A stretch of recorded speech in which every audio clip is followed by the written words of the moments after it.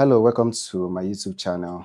I'm Daniel. A few months ago, I started working on a series on Esmerald, right? I kind of stopped because there's a lot of things that is coming up on my own end.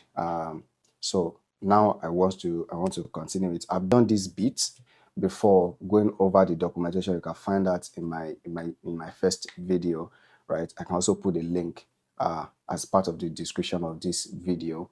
And so few things have changed, and that is what I want to discuss about before moving on to the rest of the series. So what have changed? For if you are just seeing this for the first time, what is Esmerald? Esmerald is a Python framework that sort of stand between, bridge the gap between Django and Fast API. Fast API is majorly for API, right?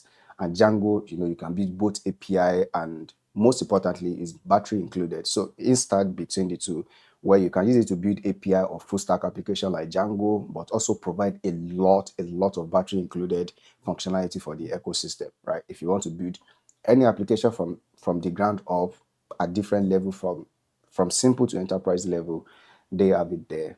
Okay, so I kind of see it as my new Django is async, if you know what I mean. What have changed?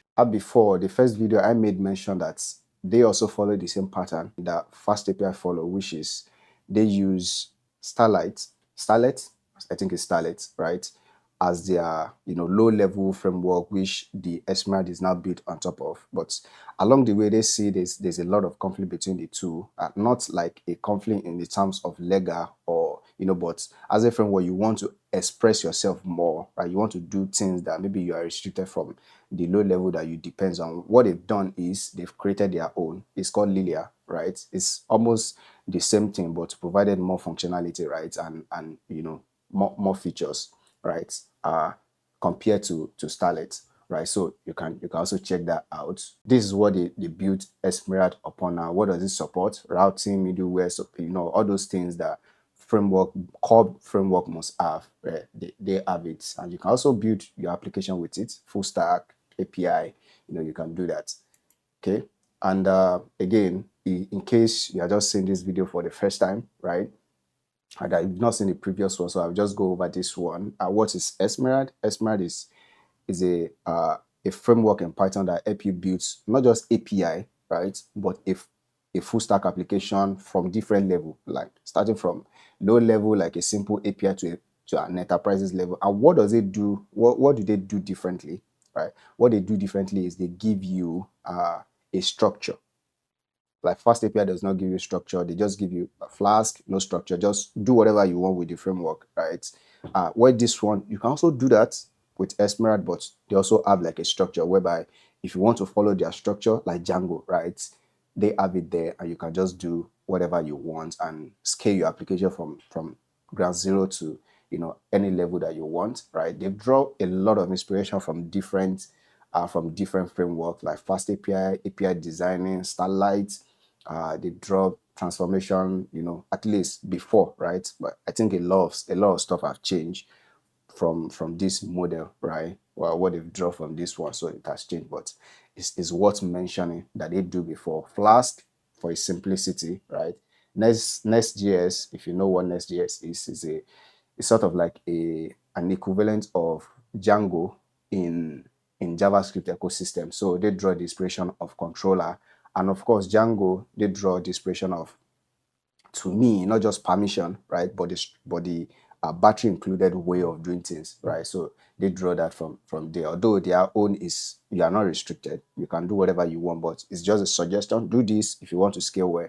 Do this if you just want to play around with things, right? Again, there are many things that have changed from the functionality that they support, right? The command line interface is now very good because they have their own implementation now. And what I mean by implementation of their own is async now support, which is very good. Again, they support gRPC now. They have their own ORM, all sort of functionality that if you want. Again, they support three type of documentation. You are used to Swagger, which Fast API generates, any modern framework generates, any modern framework that supports API basically will help you to generate the Swagger doc most of the time, and also maybe like a Redoc, but they add one which combine the capability of Swagger and Redoc into just one interface. What they do is you can see the description of your endpoint, you can see, implementation, what is expected and what is not expected, other stuff, and also you can test it out basically. And you can copy requests, you can see how everything is done. So I think it's very unique to them, to be honest.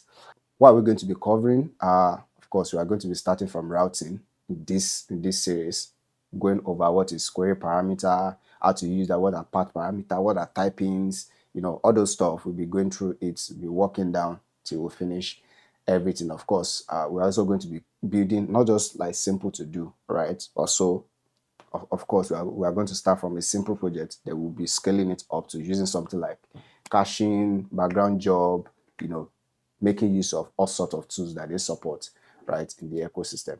So I think that is it. If you need more information on them, you can visit their website, which is esmerald.dev.